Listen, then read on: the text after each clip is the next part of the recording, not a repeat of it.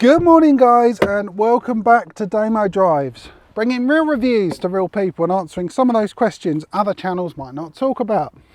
If you're after a compact SUV, the new Arona very well may be on your short list. I've been given this car for the weekend by Seat Hendy in Brighton, and I want to show you guys, if you gave them £22,390, I know it's a bit precise, what exactly do you get for your money?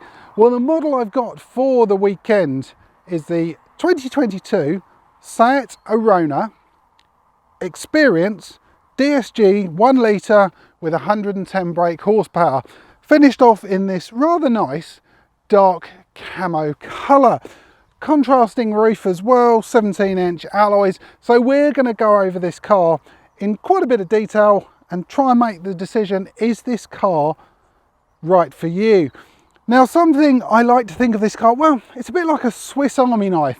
Not in terms of it comes with a knife, a bottle opener, and one of those funny picks to take stones out of horses' hooves. It's more, it does everything quite well. The performance is okay, it's not a sports car. It's not an off-roader, so the most off-roading you'll probably do is in a field like this. So let's have a good look around it. In terms of styling, it's not massively different from the 2021 model, but there are some subtle differences.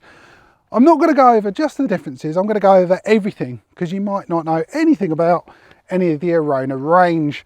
So let's start off with the fog lights and the headlights. These are both LED.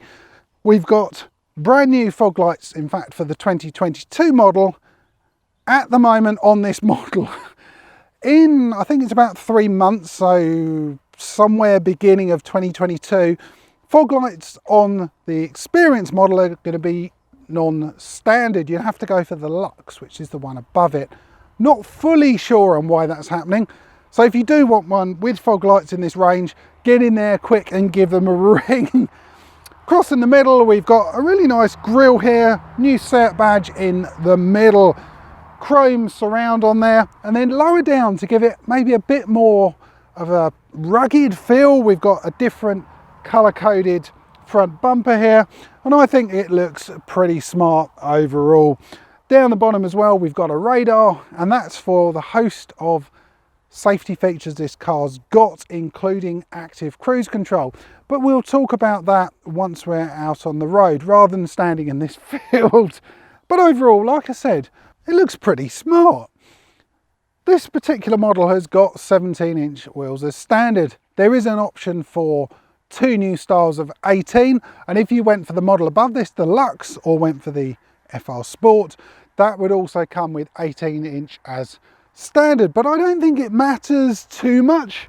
It's a pretty good looking car overall, and the wheels certainly aren't anything bad to look at. Now, this is based on the small hatch from Seat, the Ibiza, and in order to give it a bit more of a rugged and fit into that SUV category, they fitted plastic wheel arches there. We've got plastic down the side. They raised the ride height ever so slightly. It's not really an off-road car. It will probably go around a field like this absolutely fine, but it's the wrong car if you're looking to go off-roading. We've got new two-tone colours here, or contrasting colours. This is in white, and it does come in an option. There's 3 different options on here, and also the wing mirrors are in that same contrasting colour. Aluminium trim running around the doors, and that leads me to the X in the back here. Quite a strong swage line running from the front 3/4 of the way along the wheel arch, all the way along above the door handles and into the rear light cluster. But overall, I think this is pretty good. We've got a brand new rear wing on here, finished in the same colour as the roof. The Arona badging has been changed to a handwritten font, and that's the same across the rest of the Seat lineup. Lower down the bumper, we've got a slightly more aggressive off-road look with this grey finish, and that was the same as we saw around the front of the car, around the air intakes. Blanker plates either side where the exhaust should go.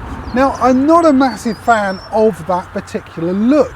I understand why they have to do it, but why can't they make these blanker plates, instead of being this black, more this silver look, so it doesn't look like there's anything there?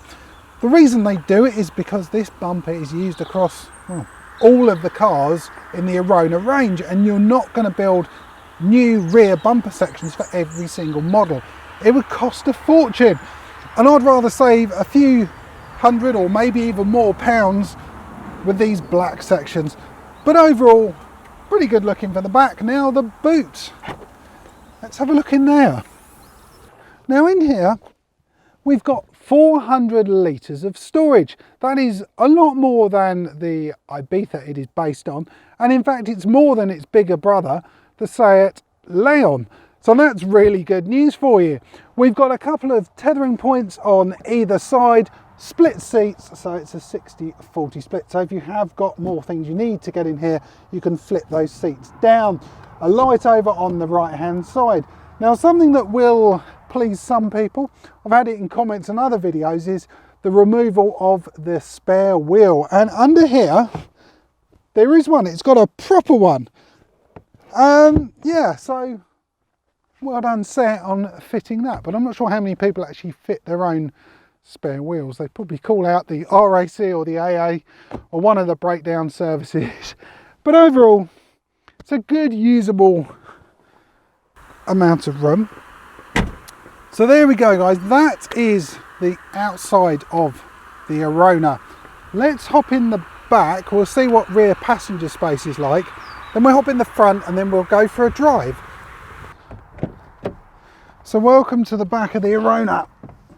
Oh, this is quite comfortable here. I was sitting in the passenger seat, I'm 6 foot for a bit of context, and I've still got a couple of inches between my knees and the back of the seat. My feet easily fit underneath there, so it's very comfortable. And importantly, there is loads and loads of headroom above me, a good 3 or 4 inches. So if you were, say, 6'1", 6'2", 6'3", you would probably be okay in the back here. Isofix on both sides, so very easy to fit a couple of child seats. There are 3 belts in the back, 2 adults comfortably. You may squeeze 3 in, but you wouldn't want to go on a longer journey. Something they have added extra in the back here, which people were supposedly asking for, was a rear light. So we can turn that on, get a bit of light in here if you're driving at night. But there's not a lot really in the back here. There's no central armrest. We haven't got USB charging, which I thought they probably would have, but yeah, I don't know whether the Lux model actually has that, but you'll have to look online about that. In fact, I'll put in a little tag to say whether it does come with it if possible. But overall, it's a pretty comfortable place to be here. But next we're going to hop out, get in the front, we'll have a look around the cabin, and then we'll take this new Arona for a bit of a drive.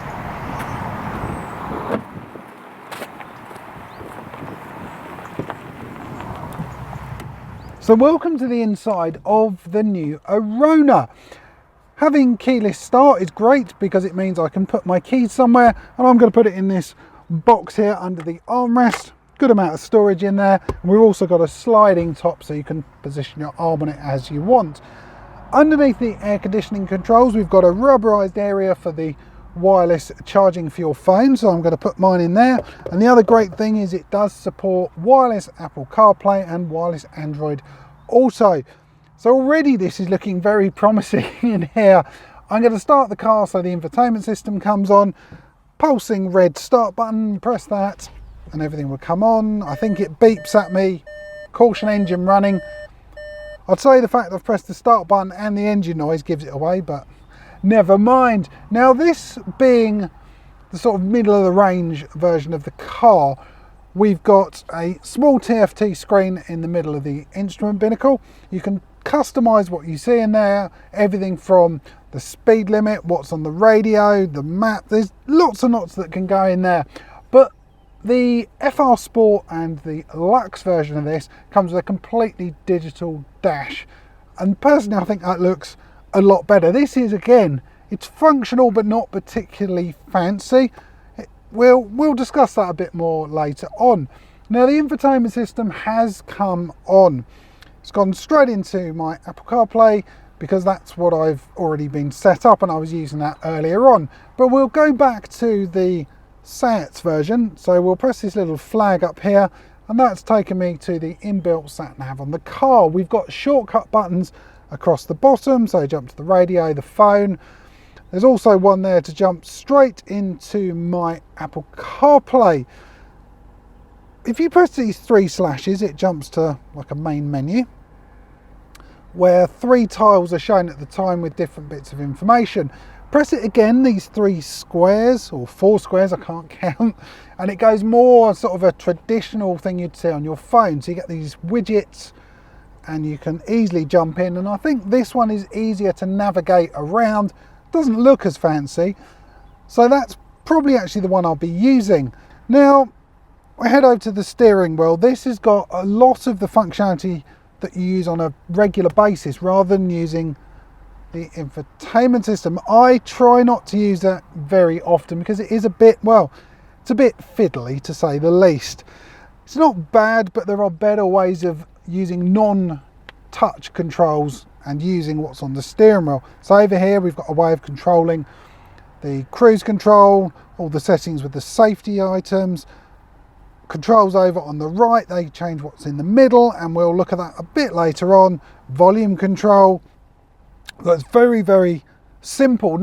Now over the cabin, we'll have a quick look over here because this has been definitely upgraded over the 2021 model. There's some really nice soft materials across here, and I love the overall look of this inside. It feels really classy for a car in this particular segment. Well put together, the seats are quite comfortable. They're not that supportive, but as you'll find out, I don't think this car is meant to be a sports car. Well, it's not a sports car, it's to do everyday things and be comfortable. So we've had a look around the outside, practicality, boot. I think it's time to take this car for a drive. So I press the start button, that will come into life. Press the button on the gear selector, select down, and now we're in drive. So when I've started off, we've got 2 different drive modes on this particular model. We've either got D, which is like your normal, or we have got S, which is sport. So we'll probably drive around in D, to be honest, for a while, and then we'll see the difference it makes going over into S. So we'll get out of this car park and go for a bit of a drive, really, because cars are about the driving experience. It might be the Swiss Army knife of vehicles, but it's important to know all aspects of this car. So up front, as I've mentioned, we've got a 1 litre turbocharged, I think it's only a 3-cylinder, 110 brake horsepower in this. They do another model which is a 1.5, and that's 150 brake horsepower. So a bit quicker, a bit more torque, but it really depends on what you're after with a car. My thoughts on this really are, I'm not bothered about the performance. 110 brake and you're going to get around 45 or so miles per gallon is actually pretty good. It's not a sports car, so I don't care too much if I'm not able to do 0 to 60 in 6 seconds. Doesn't feel like that sort of car at all. As long as it can get me up to speed, it's comfortable, they're the most important things to me. I might be wrong with, people watching it. You may have a completely different opinion about this car, but that's just my thoughts on it. Behind the wheel, it's a really nice and comfortable place to be. We might not have the world's most supportive seats. They are okay. We have got just simply fabric on these. I think higher models like the FR Sport and the Luxe, they come with part leather, part fabric. But even so, these are doing the job just fine. I will find out once I've been doing longer journeys how we're getting on. But I've been driving around for a good hour or so and I'm still very comfortable. The view out the front is very good, lots of visibility, very clear, and I've got a nice driving position. Steering wheel as well is a reasonable size. It's not thick, which is a very good thing. I hate thick steering wheels, and there are a few buttons on here which are going to take some getting used to. if you are going to drive this or buy it, it's certainly worth spending a bit of time just getting used to the controls on this. Tell you what, once you're up to a cruising speed, this car does very, very well. It might only be a little 1 litre engine, but it's got 110 brake, and they're certainly getting the most out of it. When you are pushing it a bit harder, yes, it does sound a bit thrashy, a bit tinny, but I don't think that really matters that much. As I said, this is a Swiss Army knife. It does everything well. It's not outstanding at any particular thing. It's just a good all-round car, and having a smaller engine is going to save you money overall. It's cheaper to buy, cheaper to run, better for the environment as well. Your road tax is going to be lower. Certainly as a company car owner, it's going to be a bit lower than the 1.5. And overall, yeah, that's a good thing. Who wants to spend more money if you really don't have to? So next really is, what's this car like if we progress on a bit more? We've done town driving and just generally pottered around doing normal stuff. We've got some nice country roads again with a 60-mile-an-hour speed limit. So let's push on. We'll change over from the normal D mode over to S. So we just pull back on the gear stick. And now it should hang on to gears a bit more. Just the throttle response is better. So what we'll do now, I think we'll definitely push on. So let's slow down. Let's see what it's like under. So we're down in, so we're going down to second. I can't change what it's doing, but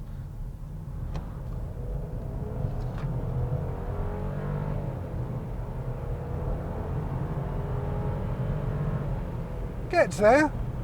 It's not the quickest. Let's see how it does with these slightly more twisty bits of road.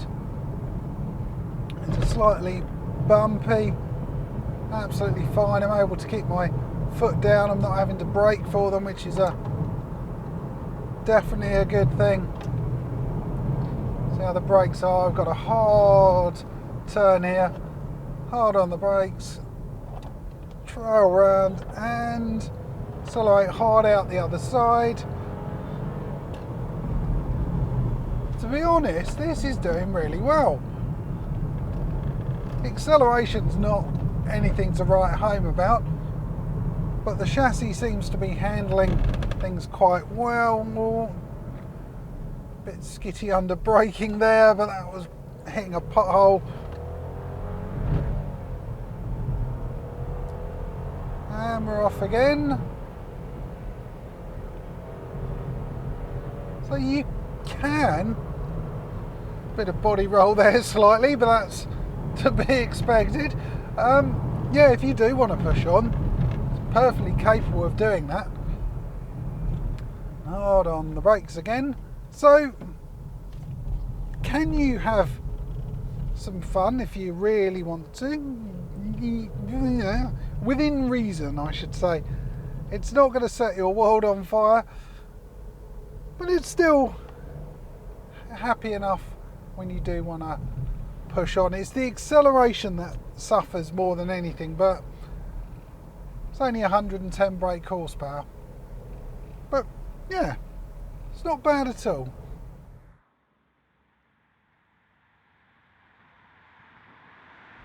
I think as this is a very boring piece of road, I can put the active cruise control on and show you how to actually activate it. Very, very simple. Over on the left hand side of the steering wheel there's a button with set. You press set, that will activate it. It sets the speed at the speed you're currently travelling at, and in order to increase it or decrease it, you press these little plus and minus buttons, and that is it.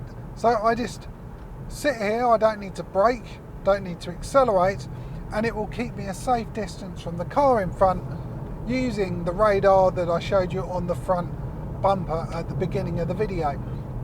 And that is it. You can change the distance it's going to keep you from that car in front using the button over on the left. It's like a picture of a car with a radar, and if you press that, it changes in the middle here to either be further away or closer. So that's as close as you can get.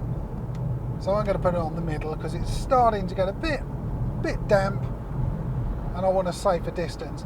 And that is it. We've also got lane assist, so that will keep me my side of the road between these white lines. If you do start to drift, it can correct it and it will flash up in orange just to say, hang on, what are you doing? Are you not concentrating?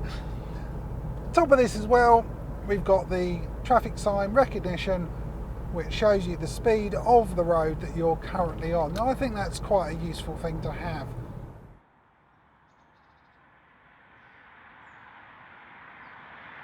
Overall, I'm very pleased with this car.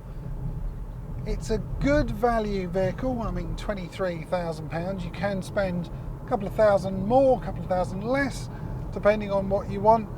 But this car does everything. If you just need a car to go from A to B, to take the kids round, to do the shopping, and this is all you need. It is a smart looking car, comfortable, plenty of safety aids, and I think you'll be quite happy if you spent £23,000 on this.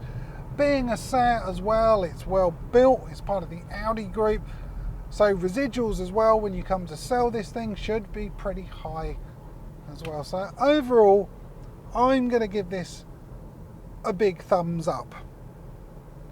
It's not the most exciting car to drive, admittedly, but I knew that from the beginning it wasn't supposed to be. So there we go, guys. That is the Seat Arona 2022 edition. If you want one of these, give my friends at Hendy Seat a ring in Brighton. Say, I watched Damo's video and I want to buy one of those cars. Well, in fact, any Seat, head down there. This is available to test drive and go and see what you think. Anyway, guys, I hope you've enjoyed this video. If you have, please give it a thumbs up. Comments are always welcome, and remember to click on the subscribe button. Thanks for watching.